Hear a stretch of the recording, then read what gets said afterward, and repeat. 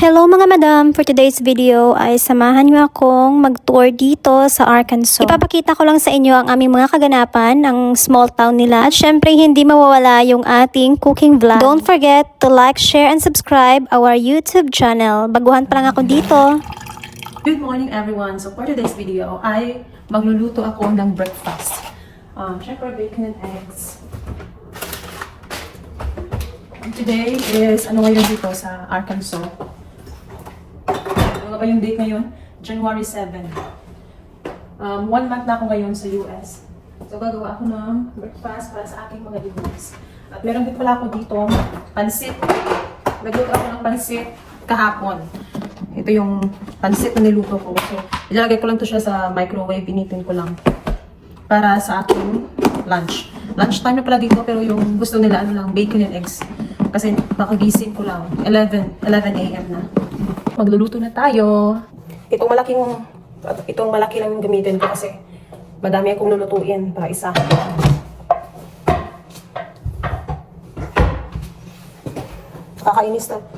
Nakakainis talaga magluto ng ng bacon kasi palaging yung apoy ba tawag doon, palaging pumipisik pa tawag sa inyo. Set ko lang siya sa number 5 para hindi masyadong mainit. Yung atay ng itlog, yung piraso ba ng itlog, asawa ng itlog, dami itlog ito sa asawa ko, sa father-in-law ko, sa sa akin. 8 pieces na itlog. 8 pieces. Ang bilis ang maubos ang itlog dito. Kasi yung mga tao, araw-araw itlog.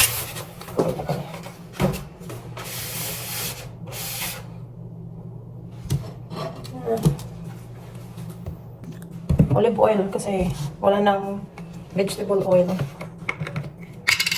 Jesus Christ, hallelujah.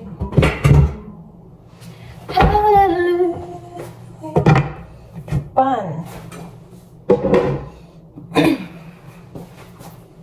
Praise the one who sets me free. Magkakapi din.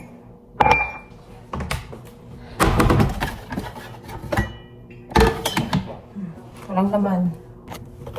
So, nalagyan ko na ng coffee. Dito na sa tubig naman. Bilis lang to.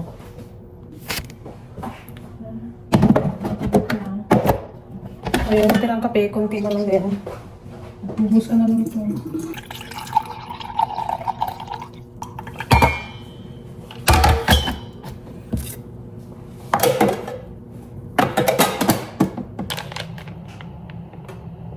Hindi pa pala mainit. Naka-low fire kasi ako. It's a prank.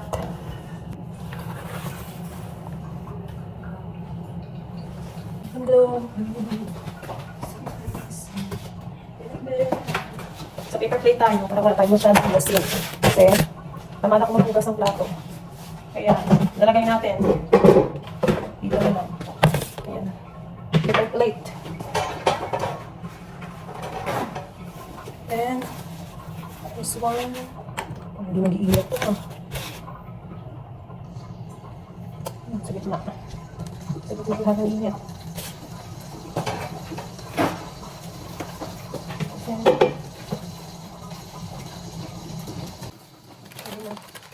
Ang kape, okay na din. May grabe ko bacon. Maraming bacon.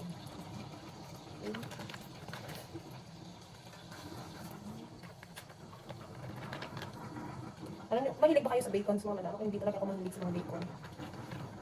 Hotdog siguro okay pa. Pero sa bacon parang hindi ako masyadong. Parang boring kainin. Huwag na lang yung isa. Ubus na yung bacon. Yung 2 days lang. Isang pack. Yan. Okay na yung ating kape. Papakita ko mamaya sa inyo mga madam yung view dito sa labas. Ang ganda dito. Napakaganda ng kanilang place. Napaka-peaceful. Tapos ang ganda ng weather ngayon. Walang snow. Wala masyadong snow dito. Nga lang. Kasi ang lamig.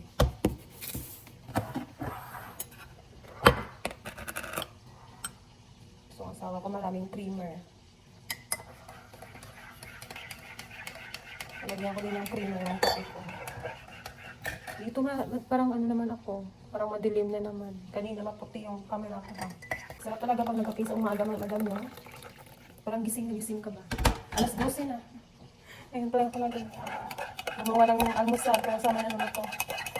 Lunch na. Para makapitid ba? O, kami lang dito sa bahay. Ito yung kanilang kusina. Yan yung nilaluto kong bacon. Pinatakpan ko para hindi na siya pumisik. Unlike kahapon, nagluto ako ng pansit. Open ko na nga lang ko. Ayan yung... Ay, hindi mag-focus. Ito yung pansit na niluto ko. At ba hindi nag-focus? Ayan. Pansit. Ayan yung pansit na niluto ko. And then ito yung adobo. Sarap. Then, ulam ko naman kagabi. May natira pa ng 5-5 papi. Yan yung kanin. Nilagay ko lang dyan. May donut pa. Tapos ito yung favorite ko talaga na breakfast. Palagi yung Hawaiian bread. So, ito yung kanilang table. Dalawa. Meron din sila dito. Ayan. And then, ito yung kanilang sala.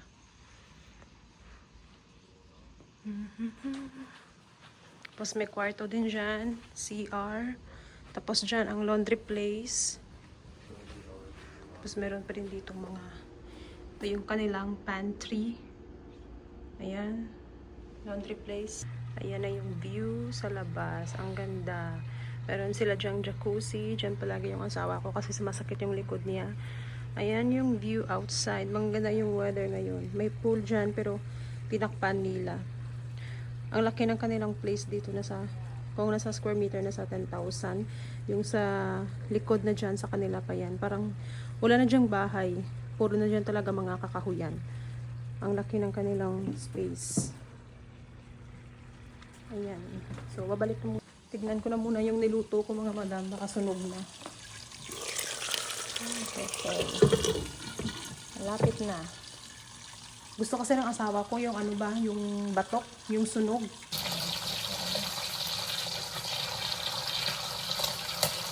Ito, maganda din yung view dito sa labas. Ayan. Ayan yung kanilang garahe dyan. Tapos ito yung daan papunta sa taas, sa attic. At sa kabila meron din. Open ko nga. Ganda ng weather. Diba? Napakaganda. Ayan. Ganda ng view dito sa labas. Ayan oh. Ayan yung kanilang front view ng bahay. Very beautiful. Picturean ko nga.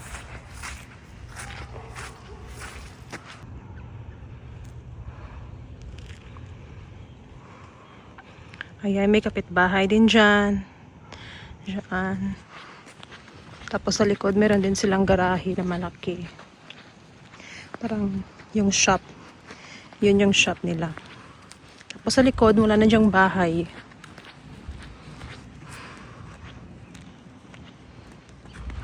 Ayan o, ganda ng weather. Pasok na muna ako mga madam sa loob. Ito yung kanilang garahe. Ito na, medyo malamig yung weather. Pero hindi katulad kahapon na sobrang lamig talaga. Ayan, i-deliver ko na to sa kanila. Ayan. Microwave na din ako ng kanin. Yung kanin na mainit. Aray. Para mas mainit yung kanin natin. Kasi sayang pag hindi nakain. Rice is life. Sarap ng kain yun na ubos. Is it good, babe? Oh, wow. That's good. Kasi pupunta kami sa physical therapist para sa alis na kami. Daming magagandang bahay dito. Ayan. What did you say, babe? Ayan din.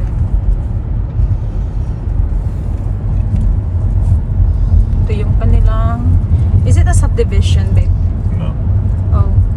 But it's mostly big houses here. That's a nice house too. Yeah, there's nice ones. And then sa labas. Ayan. That's more like a subdivision. Yeah, it looks like a subdivision. Because paglabas mo, yung mga dito yung mga part na madaming mga magagandang bahay.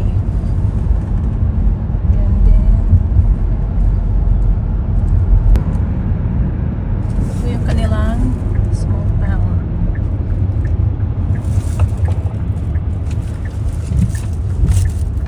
Dito magpa-massage therapy yung asawa ko.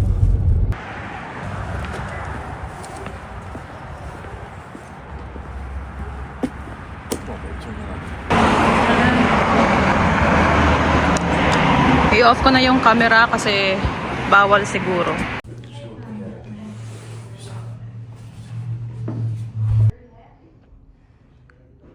I'm just making a video. My hand's here, babe. Ayan. Hala. Babe.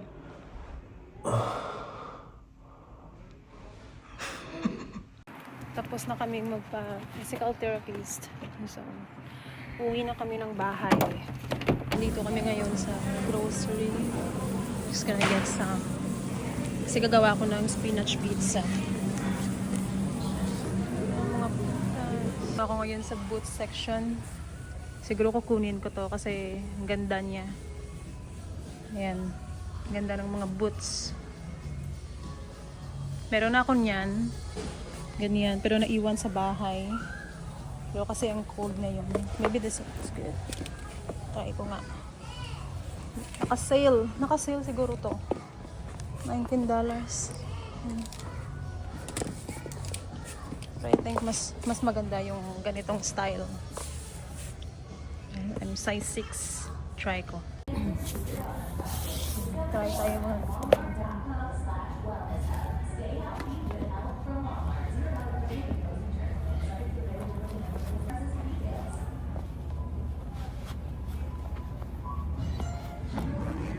Tamang-tama. Ang ganda. Yun. Ganda ng kanyang style. Tapos hindi siya masakit sa paa. I'll just get this. Mabuti nakita ko to. Ang ganda kasi ng brown. Kasi ano niya, sa kulay. Kahit anong suotin mo. So, kunin ko to. Budol na naman tayo. Ang ganda kasi. Kasi itong mga madamo, nasa $11 na lang kasi naka-clearance sale. Ano, grabe yung mga sapatos naka-sale, $13, $10. Pero ito yung ito na lang yung kinuha ko pala. For only $11 lang, ang ganda. Pwede ito pang balikbayan box. Yan, daming sale. Super nice. Mga damit din, tag $3. Yan. Ayan, una sa $3 lang. Ang ganda ng quality ng mga t-shirt. Ang ganda.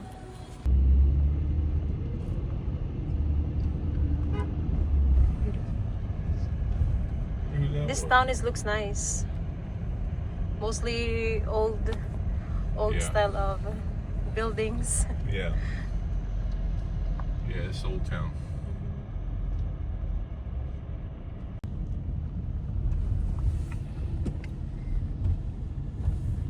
Dito kami sa may burger. Ewan ko nung klaseng burger dito. Kakain muna kami ng dinner. Dinner time na. Basta 5 PM dito ay dinner time na. Ang ganda ng lugar na to. Ang ganda. Beautiful.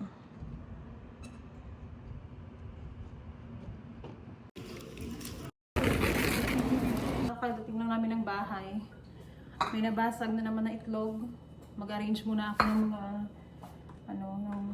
bumili din ako ng spinach kasi gagawa ko ng spinach na pizza. Din kami ng Bombay. Yung father-in-law ko, nilibre niya ako ng yung hinanap ko ba ng mga boots at saka shoes. Siya yung nagbayad, kaya thank you so much. Ito, nabili ko tong white t-shirt.